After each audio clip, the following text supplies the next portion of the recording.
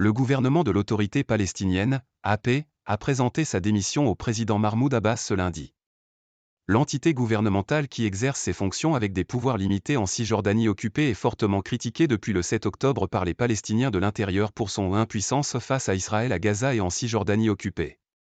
Ce changement imminent au sein de l'exécutif semble être un petit pas dans la bonne direction pour une réforme de la paix, mais le chemin à parcourir reste long. J'ai présenté la démission du gouvernement à Monsieur le Président, Mahmoud Abbas, le 20 février et je la remets aujourd'hui par écrit. Voici ce qu'a déclaré solennellement, lundi 26 février au matin, le Premier ministre de l'autorité palestinienne, AP, au moment de présenter la démission de l'exécutif palestinien. Mohamed Shteye a précisé que cette décision intervenait notamment compte tenu de la guerre dans la bande de Gaza et la situation en Cisjordanie occupée. La prochaine étape requiert de nouvelles mesures gouvernementales et politiques qui tiennent compte de la nouvelle réalité dans la bande de Gaza, un besoin urgent d'un consensus interpalestinien, a-t-il déclaré. Mahmoud Abbas a accepté lundi en fin de journée, chargeant Mohamed Shteye d'assurer la transition jusqu'à la formation d'un nouveau gouvernement.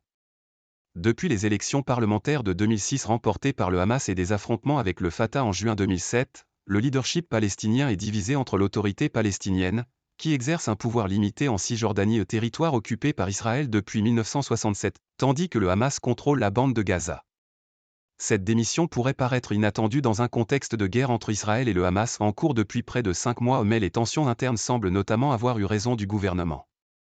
Les Palestiniens de l'intérieur en Cisjordanie et à Gaza ont adressé des critiques à l'autorité palestinienne, l'accusant d'inertie et d'impuissance pour les protéger notamment face au nombre important d'arrestations en Cisjordanie, souvent sous la forme de détentions administratives, note de la rédaction, explique Hasni Abidi, directeur du Centre d'études et de recherche sur le monde arabe et méditerranéen, CERMAM, et auteur de Le Moyen-Orient selon Joe Biden, et Éric Bonnier, 2021.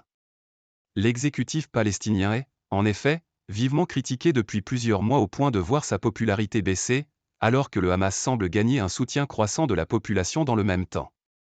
Le mouvement islamiste palestinien est soutenu par 42% de la population de Gaza, plus 4 points par rapport à avant la guerre, et 44% de la population en Cisjordanie occupée, plus 32 points, selon un sondage réalisé fin 2023 par le Centre palestinien de recherche sur les politiques et les enquêtes, PSR. Et quelques 88% des sondés au total, plus 10 points, souhaitent la démission de Mahmoud Abbas.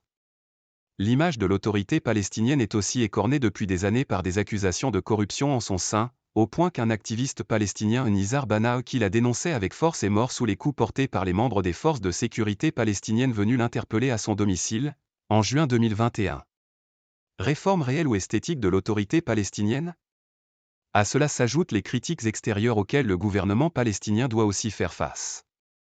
Des pays arabes dont le Qatar, des puissances occidentales ainsi que des opposants à Mahmoud Abbas plaident pour une autorité palestinienne réformée chargée à terme de la Cisjordanie et de Gaza sous la bannière d'un État palestinien indépendant, une solution que refuse Israël.